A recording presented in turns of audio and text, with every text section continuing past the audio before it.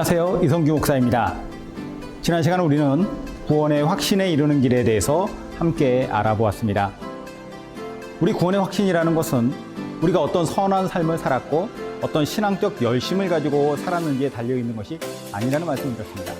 오직 성부, 성자, 성령 하나님의 세 가지 역사를 통해서 구원의 확신을 우리는 소유하고 또 유지할 수 있다고 말씀드렸어요. 첫 번째, 십자가에서 완벽하게 다 이루신 성자이신 예수님의 죄사함의 사역. 두 번째, 성자 하나님의 완성된 사역을 보증하시는 성부 하나님의 약속의 말씀. 그리고 세 번째, 우리로 하여금 말씀으로 죄를 깨닫고 그리스도의 죄사함의 능력을 힘입어 살도록 증거하시는 성령 하나님의 역사를 통해서 우리는 구원을 확신하고 또 소유한 거듭난 자녀의 삶을 살 수 있다라는 말씀을 드렸습니다. 오늘은 이어서 신앙 성숙에 이르는 길에 관해 함께 알아보도록 하겠습니다.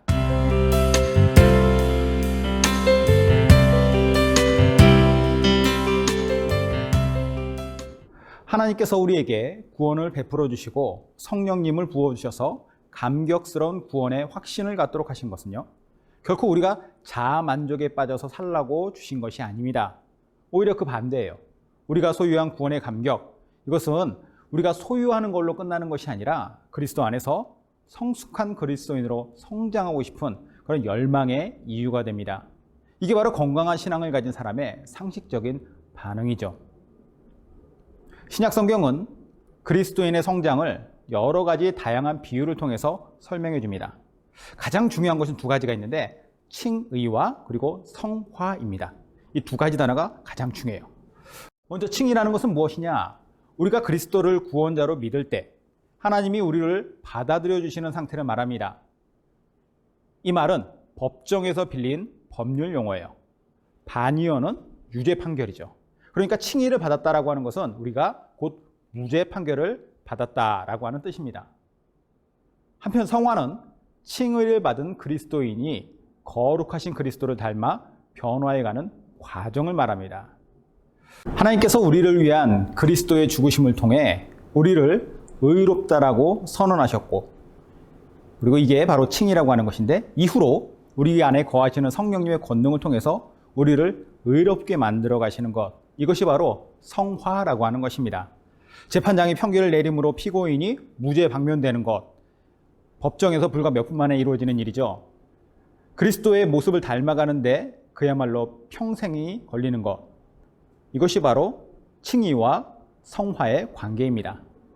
한편 신약의 저자들은 그리스도인으로서의 삶을 시작하는 것과 지속하는 것을 구별하여 가르칠 때 칭의와 성화의 또 하나의 예를 보여주는데, 그게 바로 예수 그리스도께서 우리의 구원자와 주인이 되실 때 우리는 의롭게 될 뿐만 아니라 중생, 즉 다시 태어난다, 거듭난다 라고 말을 합니다. 앞서 말씀드린 법정의 비유로 칭한다면 우리는 법정에서 칭의되어서 풀려나와요. 그리고 산부인과 병동으로 들어가는 겁니다. 거기서 우리는 무죄 석방을 받은 죄수가 아니라 이제 갓 태어난 아기가 되는 거죠. 아기가 태어나는데 시간이 얼마나 걸립니까? 출산에 앞서서 수개월의 임신기간, 또 분만을 위해서 오랜 시간 걸릴 수 있죠. 하지만 출생 그 자체는 갑자기 거의 순식간에 벌어지는 사건입니다. 하지만 한 사람이 신체적으로나 정서적으로 완전히 성숙한 인격체가 되는 데는 오랜 시간이 필요해요. 이와 같이 우리가 믿음으로 그리스도와 연합되는 순간에는 무엇이 일어나고 있는지 우리가 인식하든 인식하지 못하든 칭의와 중생은 순간적으로 일어납니다. 이에 반해서 성화, 즉 성숙이라는 것은 시간이 오랜 시간 동안 시간과 사건이 걸쳐져야지 가능한 것이죠. 하나님의 일반적인 목적은요, 모든 사람이 육체적으로, 정신적으로, 그리고 정서적으로 성장하길 원하십니다. 하지만 교회 다니는 수많은 사람들이 유아 상태에서 더 이상 성장하지 못하고 있어요. 프로이트의 말을 빌리자면 일종의 소아성 퇴행을 겪고 있는 것이죠. 바울은 그들을 가리켜서 그리스도 안에서 어린아이들이다 라고 불렀습니다. 형제들아, 내가 신령한 자들을 대함과 같이 너희에게 말할 수 없어서 육신에 속한 자, 곧 그리스도 안에서 어린아이들을 대함과 같이 하노라. 어린아이들은 성장하는 것이 정상입니다. 마찬가지로 새로 태어난 그리스도인도 성숙하게 자라고 싶은 강한 열망을 가지고 실제로 잘 자라나야 돼요. 매우 중요한 일이죠.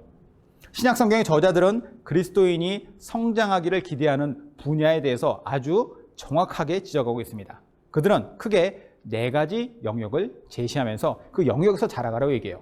첫 번째, 믿음. 그리스도인은 믿음이 성장해야 됩니다. 믿음은 곧 신뢰를 뜻하죠. 그리스도인은 예수 그리스도를 자신의 구원자로 신뢰하기 때문에, 그리고 그 하나님의 말씀을 그대로 믿고 그분의 약속을 의지하기 때문에 그들을 가리켜서 신자라고 말합니다. 이러한 신자의 믿음은 정적인 것이 아니라 살아서 성장해야 돼요. 바울이 데살로니가 교인들에게 편지한 내용 중에 이런 말씀이 나옵니다.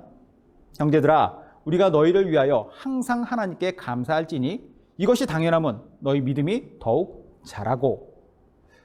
이 말씀이 신자, 즉 믿는 자인 우리 모두에게도 그대로 적용되어야 할 것입니다. 두 번째, 사랑. 그리스도인은 사랑이 성장해야만 합니다. 예수님은 구약의 10계명을 전심으로 하나님을 사랑하는 것과 이웃을 내 몸처럼 사랑하는 것, 이 2가지로 압축하셔서 말씀하셨습니다. 율법이라는 것이죠. 이게 율법의 전부. 또한 바울은 사랑이 율법의 완성이라고 선언하고 모든 덕목 중에서 사랑이 가장 기본이라고 말하기도 했습니다. 하지만 오늘날의 그리스도인들이나 교회가 자신들의 사랑의 속성을 항상 분명하게 드러내고 있는지에 대해서는 누구나 의구심을 가지고 있습니다. 일반적으로 교회 안에서는 어느 정도의 따뜻함이 존재해요. 함께. 하지만 교회 밖 세상에 대해서는 어떤가요?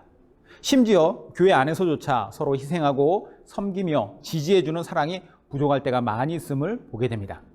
이것은 성경에 기록된 예수님의 가르침에 그대로 역행하는 것이에요.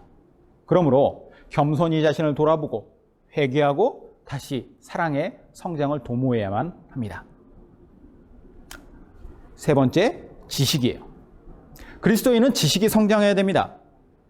기독교는 지식의 중요성을 크게 강조해요. 지식을 부정하고 마비시키는 반지성주의를 배격합니다.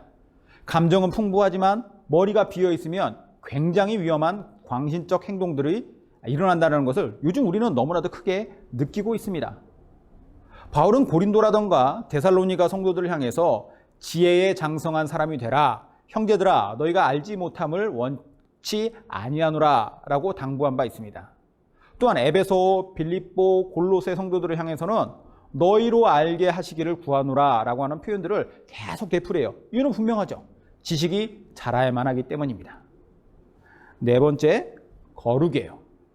그리스도인은 거룩이 성장해야만 합니다. 거룩함이 자란다라는 것을 우리는 성화라고 말하는데요. 앞서서도 성화에 대해서 언급했었죠. 이 성화에 대한 증언은 고린도후서 3장 18절에 매우 명확하게 기록되어 있습니다. 우리가 다 수건을 벗은 얼굴로 거울을 보는 것 같이 주의 영광을 보매 그와 같은 형상으로 변화하여 영광에서 영광에 이르니 곧 주의 영으로 말미암음이니라. 자, 이 본문 말씀에서도 우리는 적어도 4가지 교훈을 얻을 수가 있는데요. 첫 번째, 거룩이라는 것은 무엇이냐? 그리스도를 닮는 것이에요. 그래서 이러한 그리스도를 닮아가는 성화는 그분의 형상으로 우리가 변화되어가는 과정입니다. 그리고 두 번째, 성화는 점진적인 과정이에요. 점진적으로. 그리고 세 번째, 거룩이라는 것은 주의 영, 즉 성령님의 사역이에요. 마지막 네 번째, 만약 성령께서 영광으로 영광에 이르도록 우리를 변화시키는 활동하신다면 우리가 해야 할 몫이 무엇입니까? 수건을 벗은 얼굴로 주님의 영광을 바라보고 나아가서 그 영광을 우리가 거울처럼 반사시켜야 되는 거죠. 이러한 과정을 거룩한 토기장이의 비유로 설명하면서 이 강의를 마치도록 하겠습니다. 우리는 거룩한 토기장이께서 자신의 방법대로 우리를 빚으실 수 있도록 해야 합니다. 따라서 그분이 우리의 타락한 본성을 상징하는 연약한 진흙을 가지고 자신의 용도에 알맞는 아름다운 그릇을 만드시도록 우리가 그분께 맡겨드려야 돼요. 또 다른 비유를 들자면 나사렛 출신 목수이신 주님께서 지금도 자신의 도구들을 가지고 바쁘게 일하신다고 말할 수 있어요.